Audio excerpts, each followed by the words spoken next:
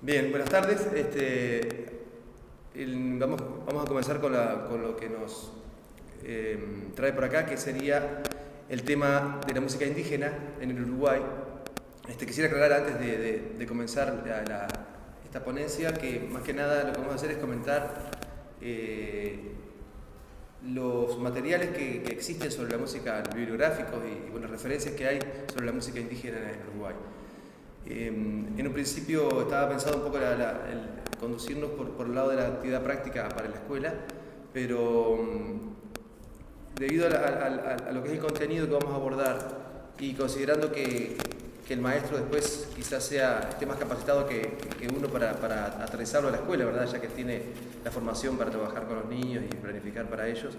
Yo lo que voy a hacer es desde mi formación, que es para educación de chicos más grandes, digamos, poder acercarles información para que ustedes luego su tarea en la escuela lo puedan utilizar. Es un tema, cuando me lo planteó María, me pareció un tema muy interesante. También me sentí un poco desconcertado, ya que no es demasiado el material con el que se cuenta sobre este tema, ¿no? Voy a empezar para que ustedes vean dónde estamos parados con una cita del único material que hay editado y con seriedad, digamos, y el único que tenemos sobre la música de la indígena en Uruguay, que es un texto del musicólogo Lauro Ayestarán, que se llama La música indígena en el Uruguay, que es un apartado de la revista de Facultad de Humanidades y Ciencias del año 1949.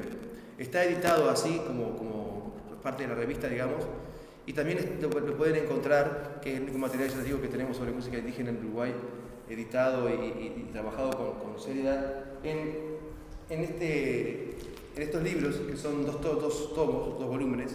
Se llama La música en el Uruguay, de Lauro Ayestarán, que los editó el Sodre en el año 53. Aquí en este volumen encuentran todo lo que tiene que ver con la música indígena, con el folclore rural, y en otro tomo, que es tan grande como tiene todo lo que tiene que ver con la música colonial, digamos, ¿no? Con la música que llega por el lado del salón colonial, de la iglesia, del teatro. Este volumen se encuentra aquí en el instituto. Hay dos ejemplares de este instituto de este mismo volumen. Y ya les digo, como lo editó el Sodre, generalmente en varias instituciones lo pueden encontrar. Acá en estos dos volúmenes está toda la obra de trabajo de Ayestarán completa. Después pueden encontrar referencias al trabajo de Ayestarán en textos reediciones más nuevas, ¿no? Pero aquí está todo lo que tiene que ver con la música indígena. Para empezar un poco, para ver entonces dónde estamos parados para trabajar la música indígena y de dónde partimos, les voy a leer un pequeño fragmento con el que termina esta revista, que dice lo siguiente: emigrados unos, destruidos totalmente a sangre y fuego los otros en 1831, los indígenas uruguayos se llevaron a la tumba el secreto de sus cantos y sus danzas. Apenas quedan flotando estas vagas referencias de su primaria organología. Desapareció el indio y desapareció su música. Solo quedó como puente visible entre dos misterios el recuerdo de sus ancestrales instrumentos. El propio Ayestarán, luego de su trabajo exhaustivo como musicólogo, nos muestra el panorama que tenemos, que es la falta de elementos para poder trabajar y conocer la música de nuestros indígenas, ¿verdad? En cuanto a la referencia, como ya les decía, que está en los textos de Ayestarán, él se va a referir en su investigación a relatos de cronistas o adelantados o a un clérigo que venía con la conquista sobre lo que veía en el Río de la Plata, y esos son los pocos elementos con los que contamos para recrear, tratar de hacernos una idea de cómo era la música de nuestros indígenas, ¿no? Lauro Ayestarán repetía siempre en sus clases y en sus conferencias que la música, lejos de ser un lenguaje universal, si bien existe la música en cada comunidad del mundo y siempre existió, era al menos universal de los lenguajes, haciendo referencia a que cada cultura tiene su propia música. Entonces, partiendo de ahí y viendo un poco el contenido del programa de primaria en cuanto a lo musical, yo quiero hacer un par de puntualizaciones, porque a veces uno se encuentra con el plan y bueno, le busca la vuelta de cómo trabajarlo, ¿verdad? Ustedes sabrán muy bien de esto. Y a veces hay contenidos un poco demasiado amplios para ser trabajados o que no están muy de acuerdo con el nivel en el cual están propuestos. Ya para empezar, si ustedes se fijan en la fundamentación del área musical, del plan de música, yo empiezo ya decidiendo, porque la primera la primera oración dice: la música es considerada como el lenguaje universal de la humanidad. Y ya les decía yo que nuestro musicólogo Ayestarán planteaba totalmente lo opuesto. Entonces, ya desde el vamos como que tengo alguna discrepancia con la fundamentación. También con la bibliografía que se maneja. Es breve y no es exacta. Nombra, por ejemplo, libros de Hemsi de Gainza, Violeta Hemsi de Gainza, que tiene un montón de bibliografías sobre la música y el niño. Y no es exacto en los títulos de los textos, tampoco en el caso de Ayestarán, dice colección de Ayestarán, pero no especifica. Entonces a veces el maestro tiene que buscar la vuelta para poder salvar estas cuestiones que a veces van más allá de la práctica educativa, ¿no? El tema de la música indígena está planteado ya en primer año. Si ustedes se fijan en el plan, en la parte que están los contenidos, está en primer año la música indígena en Uruguay, los instrumentos musicales a tambores, bocinas y trompas. Luego está en segundo año la música indígena en nuestro territorio, y habla del arco musical, que es un primer cordófono, lo nombra por acá. Y luego, en tercer año, se expande un poco más en lo geográfico y sugiere trabajar los instrumentos indígenas de la región. Y habla de la caracola, el tronco ahuecado, la caja, cantos y danzas. Y ya en cuarto año, que es el último año en que se toca, digamos, el tema de la música indígena, habla de la música indígena en América y de las antiguas civilizaciones, ¿verdad? Y nombra instrumentos como el erque, el sicus, la quena, sonajas, maracas, que tiene que ver más con la música a nivel continental. Es muy difícil a veces tratar de buscar una actividad práctica para trabajar con niños de primero temas como los instrumentos musicales. Más allá de buscar una imagen, mostrarles y contarles algo, yo no veo por dónde uno pueda trabajar de forma práctica estos temas, ¿no? Pero bueno, la idea de hoy va a ser entonces acercarles un poco el panorama musical en nuestro territorio y algunas informaciones, así como bibliografía, que ustedes puedan trabajar o recurrir a ella, ¿no? Bien, antes de comenzar, hay dos conceptos que me gustaría aclarar, que quizás esté de más aclararlos, pero que está bueno de repente reforzarlos.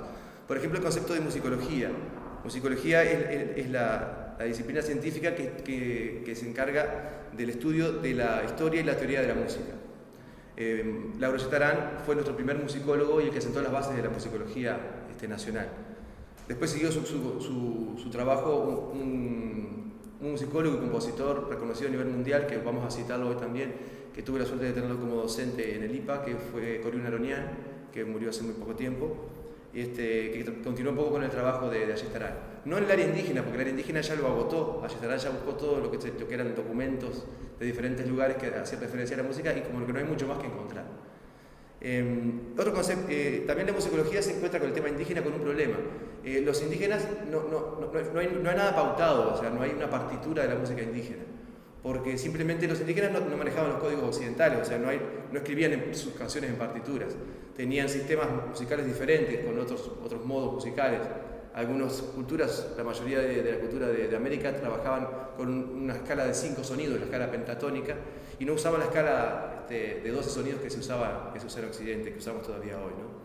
Entonces, todo el recobrar lo que fue la música indígena recién en el siglo XX, con la posibilidad de grabar, se empieza a registrar diferentes comunidades indígenas en el continente, y ahí sí se puede escuchar y un poco analizar más detenidamente cómo es la música.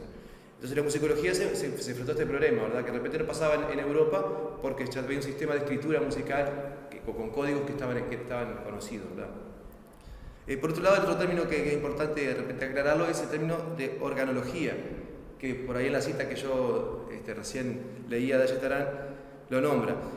Y la organología es la ciencia científica también que se estudia que se encarga del estudio de los instrumentos musicales, de su historia, de su contexto cultural, de su clasificación, de cómo suenan, de cómo son construidos, de su diseño, ¿verdad? Todo lo que tiene que ver con los instrumentos a nivel científico se trabaja en la disciplina que se llama organología, que tiene hoy en día dos representantes fundamentales que nos dejaron una clasificación que es la que usamos, que se usa en la escuela, ustedes la verán también en el programa por ahí, que son Humboldt y Sachs, que son un austríaco y un alemán, que a principios del siglo XX inventaron la clasificación que se llama justamente de Humboldt y Sachs, que comprende categorías para poder clasificar cualquier tipo de instrumento de cualquier cultura. Hoy en día es la que usamos porque tiene rigor científico, es la que más se adecua al trabajo actual. La antigua clasificación de viento, de cuerda y de percusión carece de solidez científica, por eso esta como que la reemplazó, ¿no?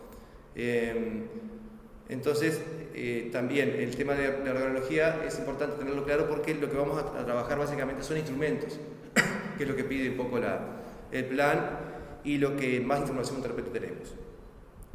Bien, para empezar, tenemos que tener claro algunas cuestiones. Por ejemplo, ¿de quiénes estamos hablando cuando hablamos de música indígena en Uruguay?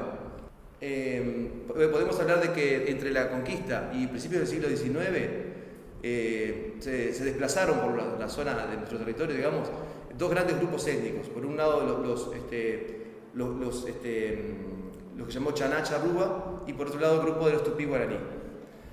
Dentro de los charrúas, además, había 11 subgrupos, 11 familias, 11 tribus, ¿no? Los charrúas propiamente dicho, y dentro de esos 11, solamente 5 realmente habitaron nuestro territorio, que son los charrúas, los yaros, los guenoas, los boanes y los minuanes. O sea que ya es muy heterogénea la población, ¿verdad? La población guaraní es un poco posterior, está presente desde el siglo XVII y sobre todo luego de la expulsión de las misiones jesuíticas en 1767.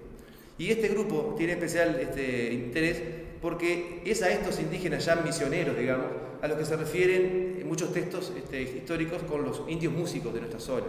Incluso hay una parte del texto de Ayestarán que nombra a músicos indios que cantaban canto gregoriano en la ciudad de Durazno.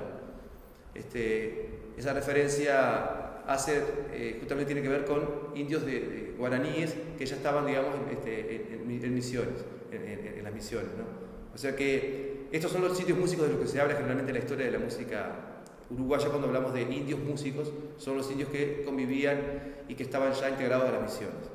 En cuanto a los Chaná Charrúa, el que más se pudo sincretizar, digamos, su cultura con la occidental, con la europea, fue el Chaná, que era un poco más dócil, pero no así las tribus charrúas que eran reacias al contacto, al encuentro cultural, ¿verdad? Eran menos dóciles, digamos. Bien, desde siempre se habló de que desde que nos conocemos como república, digamos, de que el charrúa desconocía los instrumentos musicales y las danzas. Tal es así que esto llegó a oídos de Sachs, que era un investigador, el mismo de la clasificación que yo les decía recién, que tiene un libro que se llama Historia Universal de la Danza, en la que él hace referencia justamente a este mito de que los indios uruguayos o los indios de esta zona no bailaban ni no conocían los instrumentos. Entonces, en su Historia Universal, justamente Ayestarán lo cita y dice: solo con reservas debemos aceptar versiones relativas a los pueblos que no danzan. De acuerdo con las fuentes originales de información, los indios charrúas uruguayos y guaraníes brasileños no poseen danzas en conjunto. No obstante, se sabe hoy en día que los guaraníes, al menos, ejecutan tantas danzas acompasadas, acompañándose con rudimentarios tambores fabricados con corteza de calabaza, bailes estos que no parecen ser de reciente adopción. Sachs, que era un científico muy estricto, digamos, en sus trabajos, cita esto y Ayestarán, al ver esta información, empieza a investigar de dónde había sacado este dato el señor Sachs en su libro Historia Universal de la Danza. Y llega, después de investigar mucho, llega a la fuente de donde se afirma esto y llega a la figura de don Félix de Azara, que en su texto Viajes a la América Meridional, que lo hace a fines del siglo XVIII y lo edita a comienzos del siglo XIX, tiene algunas citas particularmente curiosas sobre lo que son nuestros indígenas. Voy a citar textualmente el texto de don Félix de Azara. Dicen: los charrúas no conocen ni juegos, ni bailes, ni canciones, ni instrumentos de música, ni sociedades o conversaciones ociosas. Más adelante dice: otro tanto digo de su falta de religión, de educación, de leyes, de recompensas, de castigos, de danzas, de canciones, de instrumentos, de música, de juegos, de sociedades y conversaciones ociosas. Repite, ¿verdad? Y más adelante va más allá aún y dice: han tenido el mismo maestro de lengua que enseñó a los perros a ladrar, de la misma manera en todos los países. Incluso más adelante afirma que son más cercanos a las aves que a un cuadrúpedo, porque tienen una vista muy aguda. Esta referencia, no olvidemos que el concepto que se tiene de los charrúas luego de la muerte de Solís en 1831. Muchos historiadores se encargaron de tejer como una especie de leyenda negra en torno al charrúa, y se tenía mucho prejuicio en cuanto a este pueblo, ¿verdad? Entonces, lo que plantea Yestarar es que justamente esto no sería real, sino que formaría parte de ese prejuicio, y fíjense que en los términos despectivos que habla de la cultura charrúa. Además, Salt decía que sería el único pueblo del mundo que no conocía la danza. Ahora vamos a demostrar más adelante, en base al trabajo de Yestarar, de que los indígenas tenían danzas al menos guerreras. Los charrúas poseían danzas para arengar un poco y darse ánimo para la batalla, ¿no? Bien, las primeras referencias que hay sobre el tema de la música charrúa es del año 1531. En los diarios de navegación del señor Pero López de Sousa, que dice que al llegar a las playas de Maldonado en busca para proveerse de agua, percibieron que primero con timidez y luego ya con más confianza se arrimó un grupo de charrúas, dicen ellos, entonando tristes cantigas, le llaman ellos. Cantigas era una forma de llamar a coplas cantadas en esa época, ¿verdad? En Europa. Aquí ya tenemos una referencia en documento de que había canto en conjunto. Ayestarán y algunos estudiosos dicen que más que charrúas serían chanaes, estos que eran más afines al contacto, ¿verdad? con el conquistador. Pero aquí ya tenemos en 1531 entonces una referencia a que al menos había canto colectivo, ¿no? Bien, y lo que nos interesa más es el tema del instrumental charrúa. En este caso, la referencia es de 1573 y acá me ayudo porque para los nombres y las fechas soy medio de terror. Un clérigo llamado Martín del Barco Centera, que viene con la expedición de Ortiz de Zárate. Y en el combate que libran con los indígenas comandados por Zapicán, él nombra algunos instrumentos que luego en 1602, cuando vuelve a Portugal, lo edita en forma de versos, en canto, ¿verdad?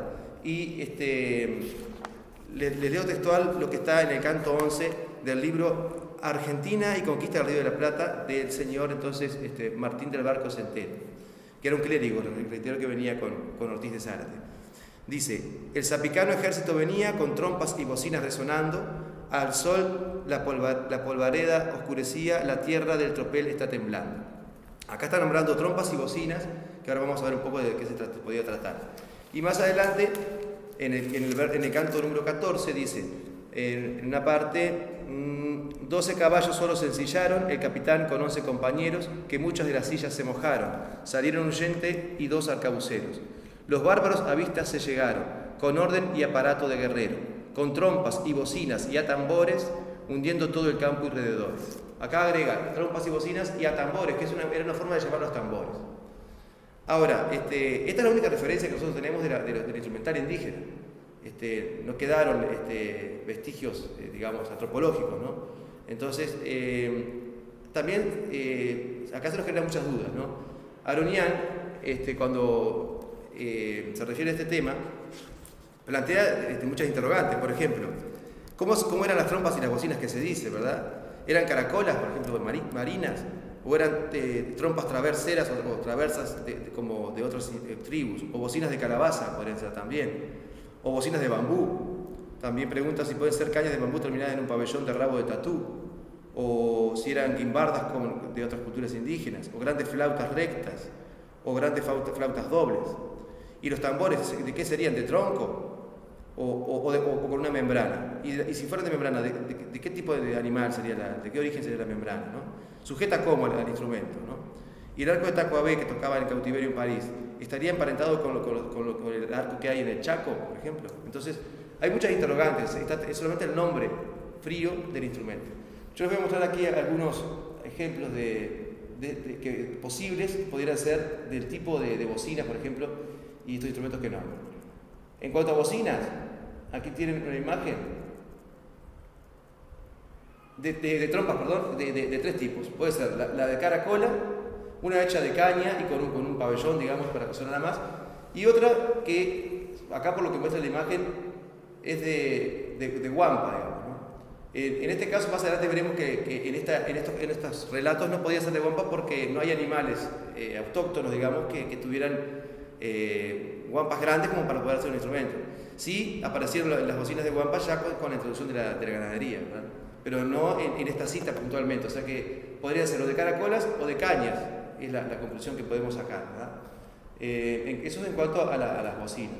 También podrían ser de tipo flautas, por ejemplo, de este tipo, de caña, muchas veces también se hacían de hueso de animales o mismo de huesos humanos, ¿no? También puede ser este tipo un poco más rudimentaria de caña, con pocos orificios. Y los tambores podrían ser o del tipo con membrana, que podría ser una especie similar a esta o a la caja que se usa todavía en el folclore argentino, que sujeta la membrana con tientos, o lo más seguro es que fueran tambores de hendidura, que llamamos, que son idiófonos, que no tienen membrana, que son del tipo, por ejemplo, este tipo de tambor, que no necesita más que ahuecar un tronco y hacer una hendidura para que vibre y suene, ¿verdad? Las culturas aztecas, por ejemplo, tenían muchos instrumentos de hendidura. Fíjense en esta imagen que hay aquí. Ya son culturas mucho más desarrolladas, ¿verdad? Pero, por ejemplo, el trabajo artesanal que tiene estas, difícilmente lo tuviera un instrumental charrúa, ¿verdad? Pero sí el tipo de instrumento de tambor que más se conoce en América por pueblos que tienen supervivencia, ¿verdad? Como en la parte andina, son de hendidura más que nada. Aquí tienen otro con un poco más de trabajo tal vez artesanal, ¿verdad? Que sería un poco a lo que se referían con la tambora, serían una especie de troncos ahuecados con los que se hacía un poco se referían a ese tipo de tambor, ¿verdad? Y después lo otro, bueno, puede ser una caracola marina, pero también algunos afirman que en esta zona no había grandes caracolas del Río de la Plata como para poder utilizarlas con una trompa, ¿no? Pero todo esto es especulación, ¿verdad? Nosotros no tenemos con estos relatos no tenemos el dato certero de cómo serían estos instrumentos. Por eso, yo volviendo un poco a la práctica, ustedes lo que pueden de repente trabajar es nombrar los instrumentos, mostrar alguna imagen y citar de dónde es la fuente, ¿no? Pero yo no tenemos muchos elementos como para poder de repente recrear estos instrumentos. Bien. En cuanto a los instrumentos, me voy a quedar un poco con los instrumentos y voy a ir un poco adelante en el tiempo, porque ya sí en 1825, estando prisionero un sargento Benito Silva, que fue, lo tenían prisionero los charrúas, en 1825 hace referencia a las bocinas de guampa, que serían similares a estas. Voy a hacer brevemente la cita del relato de este señor que estaba prisionero y dice: la señal de que el enemigo se acerca o de alarma es hacer sonar una llamada con una guampa y ponerse a dar vueltas en hilera uno detrás de otros, mientras las mujeres se ponen a cantar y gritar de un modo lúgubre que hace estremecer. Acá hay una referencia concreta del año 1825 del mayor Benito Silva, prisionero de los charrúas, entonces, como les decía, sobre una bocina de guampa. Aquí ya tengamos en cuenta de que ya teníamos la posibilidad de tener este tipo de instrumentos porque ya se había introducido la ganadería, ¿verdad? Ahí tenemos un ejemplo y por aquí, bueno, ese que les mostraba recién. Acá tenemos otro ejemplo de bocina de guampa. Es simplemente una guampa que tiene un orificio de este lado y se toca como quien toca una bubucela, sería. No se sopla, sino que se hace vibrar los labios y eso sonaría como que amplificaría la guampa, actuaría como una especie de caja de amplificación. Esa es otra referencia al instrumental ya post-colombino, ¿verdad? Ya estamos hablando de instrumentos luego de la conquista. Y la otra referencia a los instrumentos musicales que se hace es muy conocida y está también puntualmente citada en el programa escolar en tercer año, si no me equivoco, en segundo año, si no me equivoco, que habla del arco musical de Tacuabé. En 1833, cuando se llevan a aquellos 4 charrúas a Francia, que van en calidad de equipaje como para investigar un poco cómo era su comportamiento y eso, en una instancia se presentan, los hacen escuchar música, viene un grupo de instrumentistas y tocan y estudian la reacción de estas personas ante la música. Y van tomando nota, ¿verdad?, de todo lo que hacen nuestros indígenas frente a esa situación. Y entonces también describen un instrumento que llevaba consigo Tacuabé, que de ahí el nombre del arco de Tacuabé, que era un arco, pequeño arco de unos 30 centímetros de madera, con crines de caballo, usadas como varias crines, usadas con una única cuerda, que él sujetaba con sus dientes y hacía vibrar como una especie de violín con otro palito y hacía que su boca funcionara como caja de resonancia, digamos. Entonces ahí él iba modulando la boca y iba haciendo sonar el arco con una melodía bastante elemental, que es un instrumento muy rudimentario. Y el arco está presente en todas las culturas, en todo el mundo, ¿verdad?, en África, en todos lados, con diferentes tamaños, con cajas de resonancia, sin cajas de resonancia. Les leo brevemente cómo lo describe este señor al arco musical.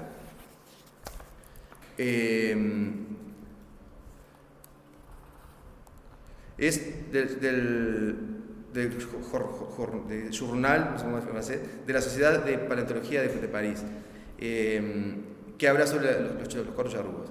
Dice: si bien no fabrican más que los objetos que les son de primera necesidad, se encuentran también, sin embargo, algunos otros de puro esparcimiento, tales como una especie de violín monocorde que se le ha visto arrancar sonidos muy dulces y bastante armoniosos.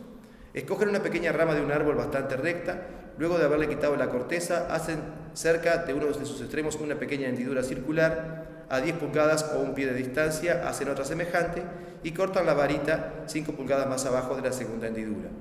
Este es el mango del instrumento. Atan fuertemente de 15 a 20 crines de cola de caballo de manera de formar un lazo que es atravesado por el bastón y que lo hacen subir más o menos hasta 2 pulgadas de la hendidura inferior. La otra extremidad de las crines la fijan luego en la hendidura superior, de modo que ella no puede soltarse. Para tocar esta especie de violín, hacen doblar el bastón hasta que el haz de crines descienda hasta la hendidura, toman el mango con la mano izquierda y luego con 3 dedos les puede servir para variar sonidos. Fijan en los dientes de la otra extremidad del violín, que es una pequeña vara recta, y abriendo y cerrando los labios a modo de guimbarda les sirve para modular y variar el tono. El arco de Tacuabé, Ayestarán consideró, lo recreó, digamos, después de esta descripción, y podríamos decir que era esto. Aquí hay que tener cuidado cuando trabajemos con los niños, porque aparecen en muchas ilustraciones de los charrúas, el charrúa con el arco musical grande. Hay una foto clásica que aparece en todos lados, que yo quiero pensar que es el arco de cazar que tienen. Pero encontré una actividad, porque yo no recomiendo internet para este tipo de temática, porque uno encuentra un poco de todo, desde grupos de gente que recrea la música de charrúa y que te encontrás con instrumentos que no es posible que tuvieran, que lo pudieran, primero que no están documentados, y otro que no pertenecen, digamos, a un palo de agua, por ejemplo, no tiene que ver con nuestra geografía ni con nuestra idiosincrasia, lo que era este grupo humano, ¿no? Entonces, este arco es muy chiquito, de 30 centímetros, y una cosa curiosa es que ver un arco, un instrumento que habla de la sensibilidad también de esta gente, ¿verdad? No es un instrumento que pudiera ejecutarse para un grupo de gente, no era para un baile, por ejemplo, sino que el sonido, al tener no tener caja de resonancia, era más que nada como una especie de vínculo entre el hombre y los dioses, supónganse, una cosa más íntima, más como para la propia persona que lo ejecutaba. Esto habla un poco también de la sensibilidad particular, ya que no es de utilidad para una fiesta, por ejemplo, ¿no? Este es entonces el arco musical. Si ustedes recurren al texto de Ayestarán, van a tener este dibujo del arco de Tacuabé, que lo recreó él, y también van a tener ejemplos. Hay, por ejemplo, un mapa que está en el texto, incluso en este libro se despliega, en donde te muestra en todos los lugares que se utilizaron arcos musicales, está bastante grandecito incluso, y todas las características eran de cavidad, si usaba la boca como caja de resonancia, o tenía resonadores. Por ejemplo, hay culturas más hacia la parte norte, digamos, del continente, que tenían arcos musicales con caja de resonancia. Entonces, acá en esto de Ayestarán, digo, es donde pueden encontrar mayor material y referencia a los instrumentos. Del arco musical hay bastante referencias, bastante dibujos, incluso lo compara, fíjense, con que es, hay un arco chileno por aquí, y otros arcos, digamos, similares que había en el continente, ¿no? O con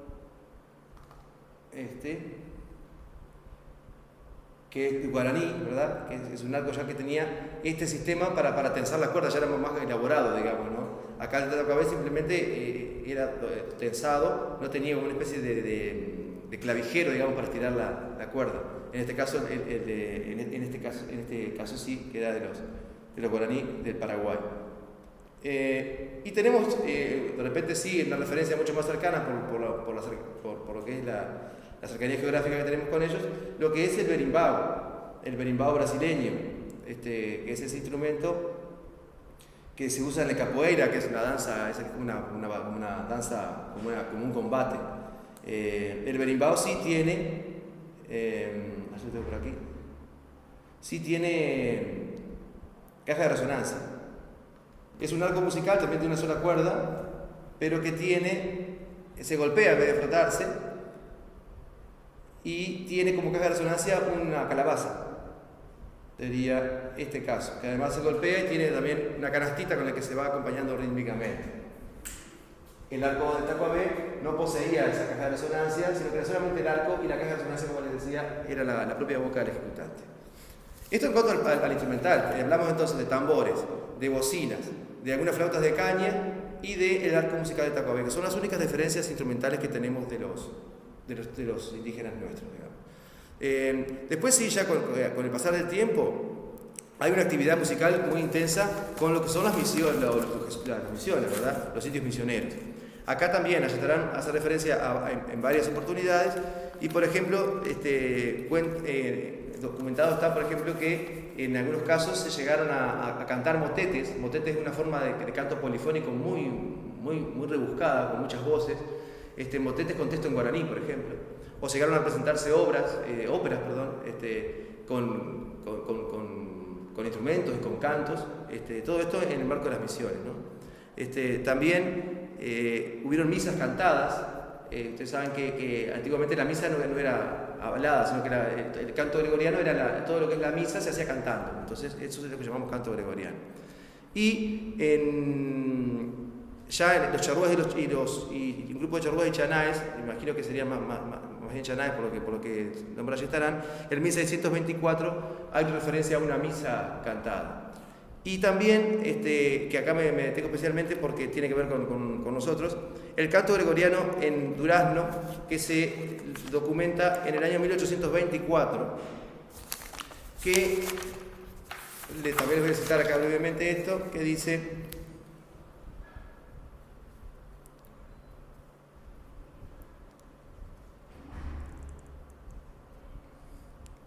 el señor Juan Pedro Sala, sacerdote,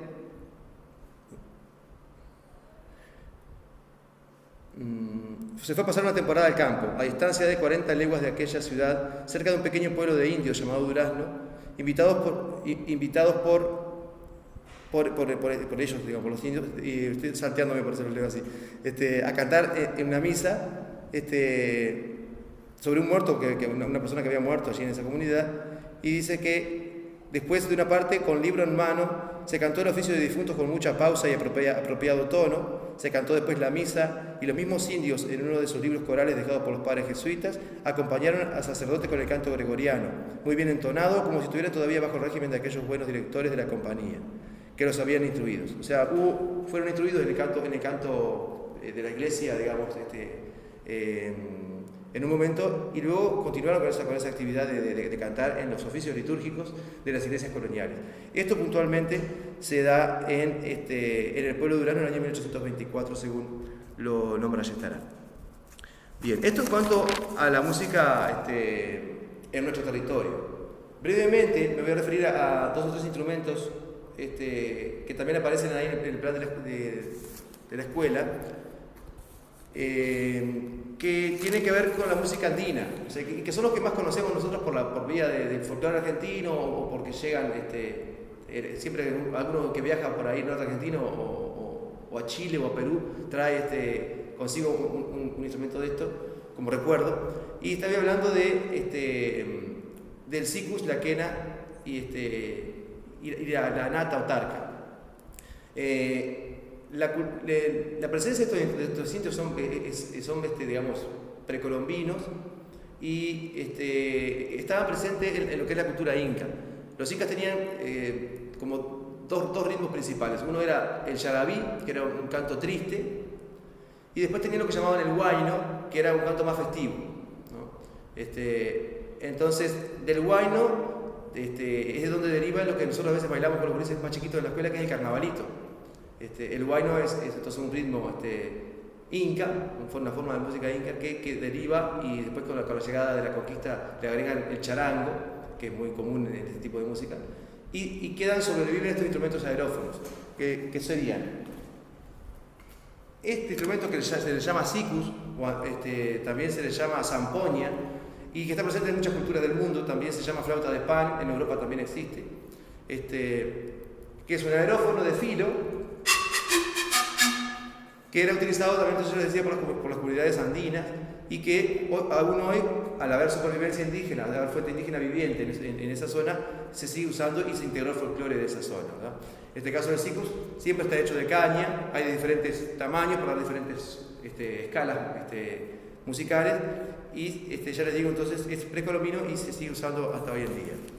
La quena es también una caña con 6 orificios, tiene un orificio detrás para que se tapa para que el aire circule como debe ser, y es muy difícil de tocar. Si uno agarra una quena y sopla, puede estar un día soplando, que es muy complicado de hacerla sonar, porque no tiene lo que llamamos en los aerófonos canal de insuflación, que es una boquilla que uno sopla y ya llega a chocar el filo. Acá hay que buscar la vuelta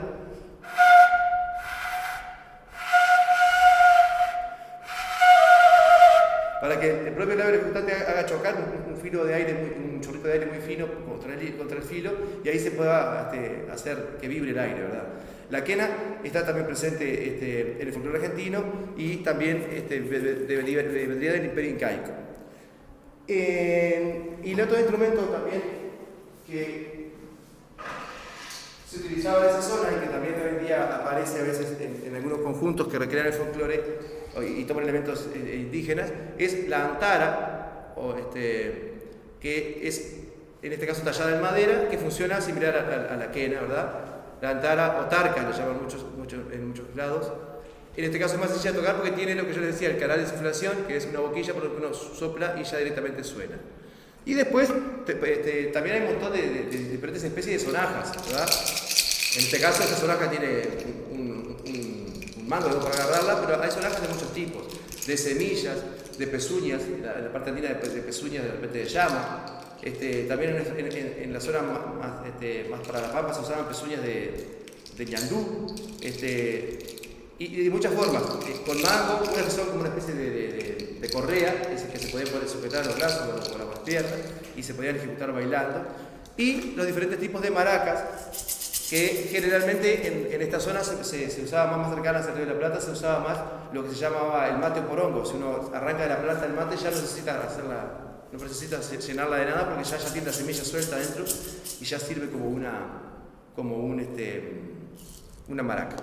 Y aquí traje, que está un poco, en este caso está roto, pero para que vean un poco el prototipo de un charango poscolombino, que utilizando en ese momento, digamos, lo que era la caparazón de un tatú y un mango al estilo de guitarra, se integró y formó parte de lo que hoy en día conocemos como el carnavalito, que ya les digo es un derivado del huayno, que era la música bailable, digamos, de las comunidades andinas, sobre todo del Imperio Inca, ¿verdad? Después en Argentina, yo les voy a recomendar para terminar 2 autores.